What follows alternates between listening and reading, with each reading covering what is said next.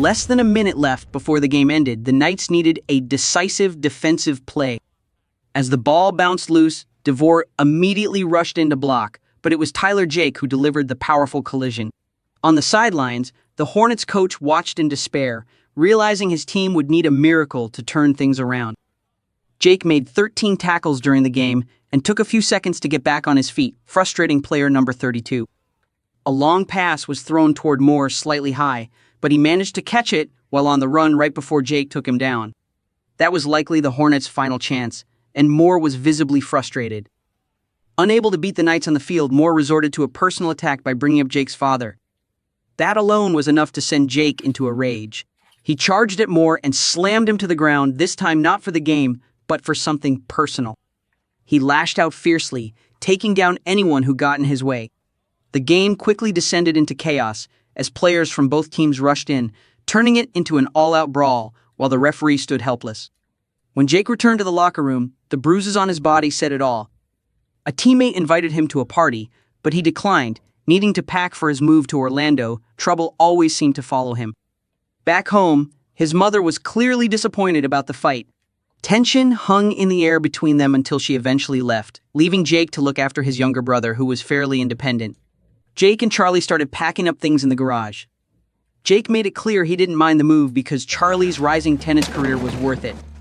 When Charlie accidentally knocked over a box, old memories came rushing back. Most of their dad's belongings had already been donated to Goodwill by their mom, but this box had been left behind. A strange feeling washed over Jake as he picked up the box, then tossed it aside like garbage. At his new high school, he kept his distance, quietly moving through campus. But trouble soon found him. A student punched another right in front of 3 bystanders.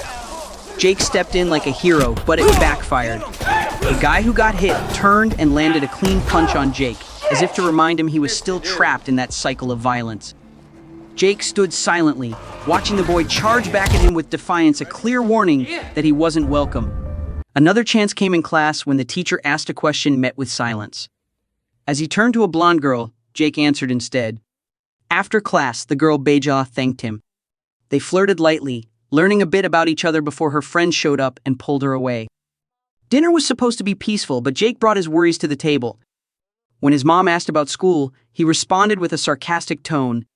She didn't back down, firing back with harsh words, reminding him that he'd caused too much trouble to settle anywhere for long. The guy Jake had tried to help earlier was named Max.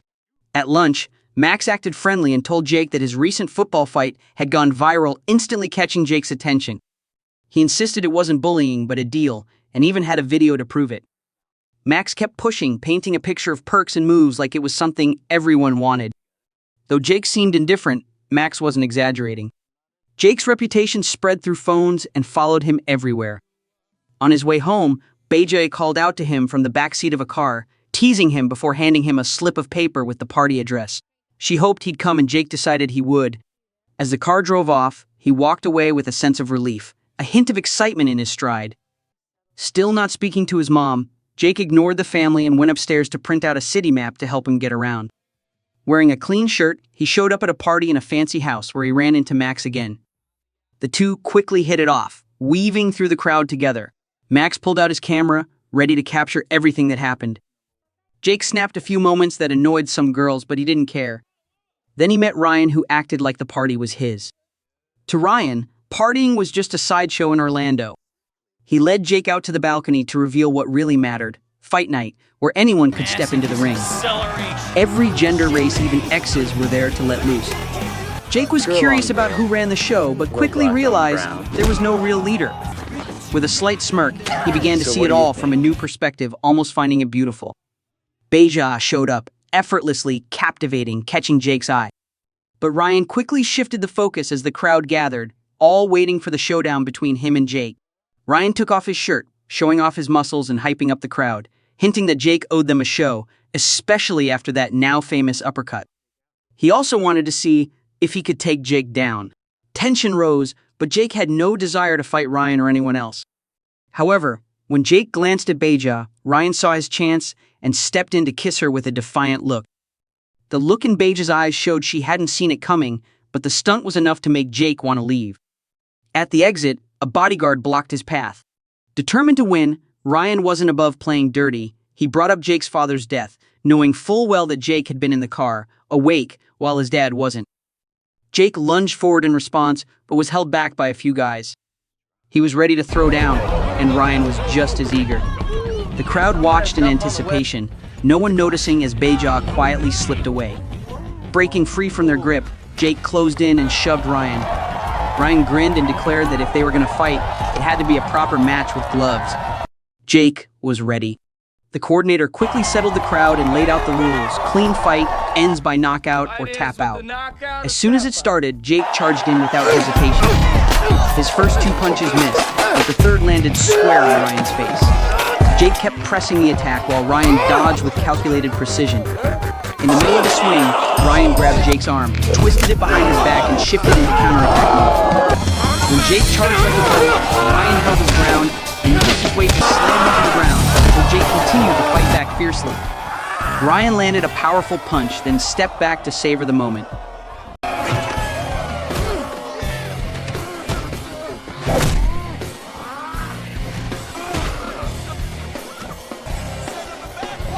Jake tried to speak just before Ryan spun and delivered a powerful kick to his face, sending blood and possibly teeth flying.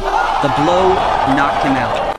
Through the flashes of cameras, Jake could faintly make out Max carrying him back to the apartment. The next morning, Jake woke up with a bruised face and one eye swollen shut. Charlie walked in surprised but not panicked. Their mom was out, but unless the injuries magically disappeared, she'd find out soon enough. Jake couldn't take his brother to the bus stop, but Charlie understood and let him rest. At school, the fight was still the hot topic, even reaching Beja's table. Unable to take it, she got up and walked away, leaving her friends confused. After school, back home with his bruises, Jake came across the box he once called trash. It stirred memories of fishing, and in a burst of frustration at the past, he hurled it across the room. A sharp pain in his ribs reminded Jake he wasn't healed yet. At the same time, Max happened to catch Ryan in the hallway, reenacting the fight and milking every detail. Back home, Charlie returned from school, warmed up some pizza, and sat quietly, thinking about his brother. Jake was still asleep when Charlie peeked in, so he quietly set the plate down and headed off to his tennis practice. A while later, a knock at the door woke Jake. Max walked in not with regret, but with hope that last night had sparked something in Jake. Max brought a CD filled with training clips inspired by Coach Roqua. A second invitation because he still believed Jake had potential. But Jake didn't care. He turned it off, showing he wasn't easily swayed by guilt after the fight. Max left, disappointed, leaving the disc behind, something Jake might watch eventually, if only out of curiosity. Jake showed up at the training center, prompting Max to greet him with an excited smile and point toward Roqua, who hardly needed an introduction. In the middle of the room, Roqua's voice carried as he instructed students on executing the Soe-Neja shoulder throw to bring an opponent to the ground, followed by a quick headlock. Max introduced Roqua to Jake and mentioned that Jake was interested in joining the class. Although Roqua was initially hesitant, noticing Jake's bruised appearance, Jake's determination earned him a spot in the beginner class alongside Max. Still, Jake focused on advanced techniques, quickly proving he was a fast learner. Roqua smiled and signaled the start of the advanced session. At his command, the class launched into Circuit 1, a series of high-intensity cardio drills, each lasting 1 minute. Jake pushed himself to keep up, fully committed, while Max stayed by his side, guiding him through each move. However, Roqua laid down a strict rule for the next morning's session: absolutely no fighting outside the gym. Anyone who broke that rule would be kicked out immediately. After class, Max was excited that Jake had impressed Roqua enough to earn a spot in the passenger seat instead of riding the bus. That evening, Charlie opened the door and was stunned to see a beautiful blonde girl, Beja, there to see Jake. Jake wasn't ready to forgive her, still believing Beja had played a part in his humiliation. She was remorseful, tearing up as she admitted things had gone too far. Though she tried to explain, she told Jake he was just like everyone else, a fighter pushed beyond his limits. Beja tried to relate to him, sharing that she had once drifted around and only clung to her current role because she had finally managed to fit in, even if it meant pretending to be the popular girl dating the popular guy. But Jake remained unmoved. With nothing left to say, she walked away. An hour before class, Jake showed up at the gym. Seeing that determination, Roqua let him in. Jake paid 2 months' tuition up front, more than usual, perhaps hoping to buy a little goodwill. But Roqua didn't seem to care. He simply led him into the gym in silence. Jake tried to train on his own before class started, but every effort felt pointless. Roqua pointed out Jake's stubbornness and his breathing problem, which kept causing him to fail. No wonder he couldn't complete the combo of 3 punches and a roundhouse kick on the heavy bag. Roqua demonstrated instead, striking in rhythm with steady breaths, effortlessly sending the bag swinging off the frame. Jake was surprised by how effortlessly Roqua moved, but still stubbornly tried to mimic him, struggling to coordinate his breathing with his strikes. Roqua reminded him to find his own rhythm instead of forcing it. As the morning went on, and the gym filled up, Ryan basked in the spotlight, surrounded by his beautiful girlfriend and the usual group of popular friends who trailed close behind. Back home, Jake's mom was once again busy cleaning and keeping up her usual routines. At the gym, Jake was no longer just copying moves, he was genuinely improving. His effort didn't go unnoticed, his classmates started warming up to him, and even Roqua gave him a rare, approving smile. With his mom back, silence no longer had a place to hide. She counted the missing money, and the bag in Jake's hand only confirmed her suspicions. He silently set it down, letting her unzip it and find exactly what she feared: boxing gloves. No words were needed, they said it all. He'd been fighting. She firmly demanded that he stop. Earlier, Jake had asked and been brushed off by Roqua, but now he understood Roqua actually lived at the gym, which explained why he started training the moment he woke up. In class, Beja and Jake were paired together, but the tension between them remained. Jake kept his distance, while Beja grew frustrated that her apology hadn't been accepted. As her patience wore thin, Jake walked away, leaving her to turn to Ryan. She wanted to talk in private, but Ryan stayed with his friends. She told him the fight with Jake hadn't been fair, and his growing arrogance was becoming unbearable. Provoked, Ryan lost control, lashed out at her, and claimed he was the only reason anyone even noticed her. He didn't hold back, every word was controlling, only confirming what she had always felt: he was still a bully. That was enough for her to walk away and cut ties completely.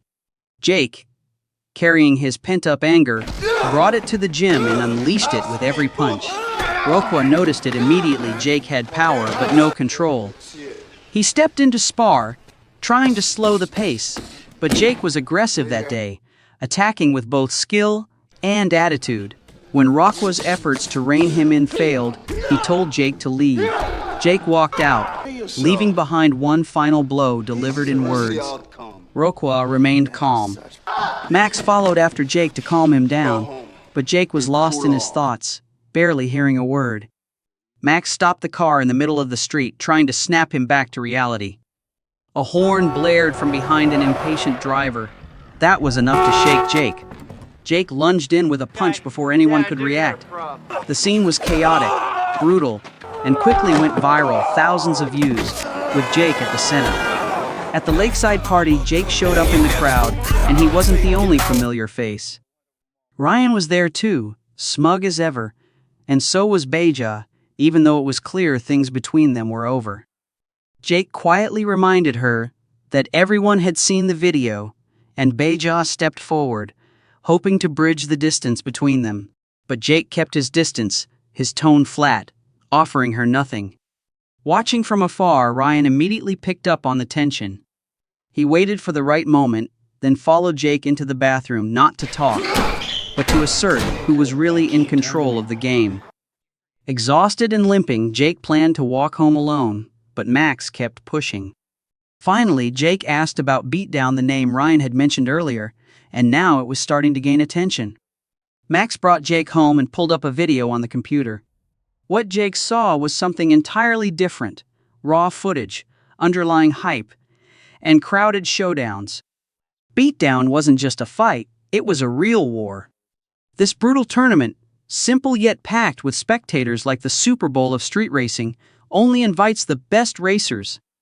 With just 1 month to go, invitations have already been sent via text. Roqua noticed Jake's bruises and trembling, but stayed silent, simply sending him out because the rules were very clear. After Jake left, Roqua angrily punched the heavy bag. At home, Jake's mother, her eyes dark with worry, was furious. Jake was supposed to set a good example, not make things worse. She was exhausted from constantly having to fix his mistakes. Charlie admitted it was just a tennis accident, but their mother's stance remained unchanged. Jake was supposed to be the role model. Jake returned to the gym, but was turned away by Roqua. Not giving up, he waited with Max, looking for a chance to talk. When he ran into Roqua at the grocery store, Jake admitted that his anger was causing problems at home, and the gym was the only place that helped him keep it under control. Roqua listened to Jake and let him back in. The training was extremely intense, with push-ups, cardio, boxing, and high-intensity wrestling. A year's worth of progress was compressed into just a few days. Jake even changed his diet, switching to raw foods to match the training demands. A budding friendship grew between Jake and Roqua as they ran along the beach, exchanging jokes. Roqua finally opened up, revealing that his dedication to the gym stemmed from the pain of losing Joseph, his father's beloved son. Although younger, Joseph was outstanding and his father's favorite. After Joseph was shot at the club, Roqua grew distant from his father. The training continued, filled with profound life lessons. Jake remembered this and went to cheer on Charlie's tennis match, encouraging his brother. Their mother was surprised to see Jake and tried to mend the rift, but Jake believed things were already better. Determined to make things right, he found Beja at a cafe, apologized, and forgave her mistakes. Beja, drawn to his sense of responsibility, softened. In silence, they leaned in and shared a warm, understanding kiss that had been long awaited. That evening, Jake's mother came to the gym and talked with Roqua about Jake's changes. She expressed gratitude for Roqua's dedication and hoped Jake would stop blaming himself for his father's death. Roqua assured her that Jake was on the right path. She left the tuition payment for next month and quietly left. At the cafe, Max was excited about Jake's upcoming beatdown fight, but Jake announced he was pulling out, immediately dampening Max's enthusiasm. He was determined not to feed Ryan's ego and decided to let Ryan handle the match on his own. Afterwards, Jake took Beja home. She threw a few playful punches, and he responded with a light sweep that made her laugh joyfully. Between them now was the comfort of a healed wound. When Jake gently touched her from behind and received a kiss in return, the moment deepened. But just as the mood warmed, Charlie showed up with his mom's phone call, quickly bringing their spirits back down. Elsewhere, Ryan was hanging out with friends when a brief but tense argument broke out with his father, who also carried the family's pride. His friends witnessed the frustration, then were shocked by the news that Jake had withdrawn from the fight. Ryan's blood boiled. He knew the battle wasn't over. That same night, Ryan showed up at the gym to check the news. Jake was nowhere to be found, but Max was there and confirmed it. Ryan had a plan and invited Max over, leading Max to believe there was peace. The night ended with Max lying bloodied on the floor, while Ryan stood over him, delivering an unexpected blow. Even Jake's friends were shocked by Ryan's extreme actions. Jake heard a knock at the door and opened it to find Max lying nearly unconscious by the roadside, while a car sped away. Jake's rage exploded. Beja begged him not to lose control, but he ignored her and started to walk away until Roqua stopped him. Jake was eager to leave, but Roqua warned him that if he broke the rules again, it would be over. The conversation turned sincere as Roqua admitted he wished he could change the past with his own brother. That honesty eased the tension. Roqua didn't stop Jake, but stressed that he had to take responsibility for his own actions. Jake rushed home, packed his things, and walked past his mom without being stopped. His fight was reaching its final chapter. At beatdown, adrenaline surged through him as he prepared to make his mark. The event kicked off with a knockout in the opening match, sending the crowd into a frenzy. Jake stepped into the ring to booze, while Ryan was greeted with loud cheers. However, the schedule shifted. They wouldn't fight each other right away, but instead compete in a tournament format, with each fighter needing to earn their victory. Ryan overpowered his opponent with calculated aggression, while Jake stayed consistent with calm precision and control. Everything went smoothly until the quarterfinals, when Jake took a hard kick to the ribs, leaving him in pain and needing more than just strength to push through. Ryan noticed the weakness and kept it to himself. Backstage, Beja came to comfort Jake, lifting his spirits with words of encouragement and a kiss that helped him push past the pain. Ryan crossed the line by jabbing his opponent in the eye and was immediately disqualified, despite protests from his team. Upon hearing the news, Jake prepared to walk away until he saw Ryan already waiting for him as he stepped out. Without a word, Ryan challenged Jake, and the crowd swarmed into the parking lot to witness the fight. Ryan attacked fiercely, targeting Jake's ribs, but he endured the pain with grit.